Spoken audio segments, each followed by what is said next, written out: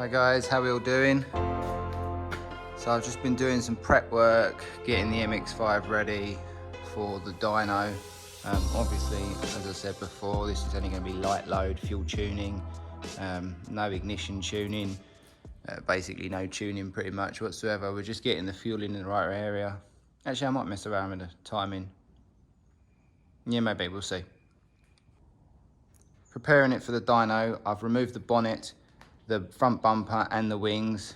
Because of the way they're fitted, they might rattle and things like that, and I want to remove all the possibilities of rattle or vibration. So I've also just tidied up a few things. I've got a few zip ties obviously on the front, holding bits and bobs on. Obviously this is the air temp, intake air temp for the dyno. I've got vacuum boost pressure for the dyno, obviously only vacuum on this. There's no breather system on this engine, so it will breathe out the rocker cover breathers a little bit, but this is an unknown engine really. I mean, we've spun it over a few times and we've obviously had it running lightly. Oil pressure seems okay, but that's it. When it came over from Australia, there was a little bit of gunk in the old sump, so hopefully everything's going to go all right, but we haven't stripped it out or we haven't touched it at all other than spin it over really. Obviously the engine still needs cooling regardless of the fact it's got a rad in it or not. We don't want obviously heat around the engine to heat soak everywhere and cause some damage. So I've got a fan at the front. Obviously I've got the intake temp stuck to the filter, which is now placed in. So yeah, just basically just tidying up. I've got a slight issue with the knock sensor. All the holes on this engine seem to be M10, which is really annoying because the wideband knock sensor is actually a Bosch wideband knock sensor is actually it's M8 and not M10, so don't fit. So I can't find anywhere to put it really that's easy-ish access. So I was going to put it right down on the side of the block here. Unfortunately these are M10. I can't really find anywhere else that's M8. I mean, if I have to, I'll have to go off the top of the inlet manifold off of here or something like that. I don't even think that's going to be long enough. I'll have to take that out, put a long M6 through. I can't find anywhere else. If anyone's got any suggestions, that'd be great, because I can't get to any M8 bolt holes. So yeah, and I just want to hear the engine. I know it's not going to knock, but I just want to listen to it and see what sort of noise it does make before we start to push it. So yeah, that's a bit irritating. Also, I've because it's been in storage for so long, I assume it got damaged at some point, but I've had to order a new ignition pickup, so that's annoying. So we won't be doing anything with that yet. Round the back, I've just got the leads all ready, or the straps all ready to strap it down. So we can obviously look at that. I may use these strap down blocks, we'll see. The arms are quite thin on the back of the MX5, which is a little bit concerning. I've also upped the tyre pressures to 50 PSI. As it drops down into, obviously tyre pressures are related to weight and obviously a few other bits, but basically just weight.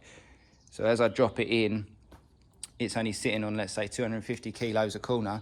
Well, that's great, but when we strap it down, we up that weight considerably. So I'm running 50 PSI in the rears. I mean, it's not really needed because I'm not doing any power tuning, but I'm gonna do it anyway because it's best practice. So I've run about 50 PSI. I mean, if you're running like 700 horsepower, you're gonna go up to sort of 60 PSI when you're strapping down, because you're gonna strap down hard. But yeah, that's done. So they're up at 50. I've got the fan for the, I need to obviously strap this down or zip tie it in place because I'm sure it's going to vibrate and run off somewhere. But this will be the fan that is for the cooling. It's going to be plenty. That rad is huge, so I doubt it will struggle whatsoever. I can show you around the back now. If you can even see it. I can't even see the camera to see it, but there's the radium. and the nitrous bottle. So we've got these 3-way clips in there that separate everything out. Quite nice, they're all custom made. And twin, I don't know, 16-inch fans. I've also just gone around the car. I mean, I spanner checked it the other day anyway, front and rear. So that should all be hopefully fine. And I've just done the rear. I just checked the rear diff oil, checked the gearbox oil, checked the engine oil. They're all good. Really appreciate you watching the video, guys, and taking an interest in what's going on. If you could like, subscribe and share, that would really help me out, and I'd appreciate it. So dyno wise, we're running intake air temperature, which I said, vacuum boost. We'll be running ignition, tacho, using that pickup, which is currently broken. Hopefully that will get here. Then we may as well run injection as well, find out what the injectors are doing properly. I mean, I know it tells us on the ECU, but we can match that to what it's actually doing. Don't need to run anything else, I don't think. But we'll set the dyno up properly tomorrow, hopefully. If that pickup doesn't come, don't know. We will have to do it off the roller tacho. I have got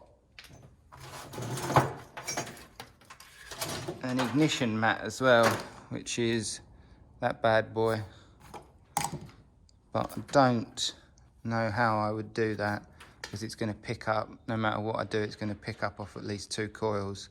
Because it picks up quite a wide range, even if you try and wrap it around 1 coil. So we'll probably end up using roller tacho. I want to get it done tomorrow so I can at least get it off and start doing the rest of the prep work before we test. Thanks for watching, guys. If you like the video, give it a thumbs up. If you want to see more videos, subscribe, hit that bell and get the notifications. You can also check us out on Facebook. The link's going to be in the description. Thanks for watching, and we'll see you soon.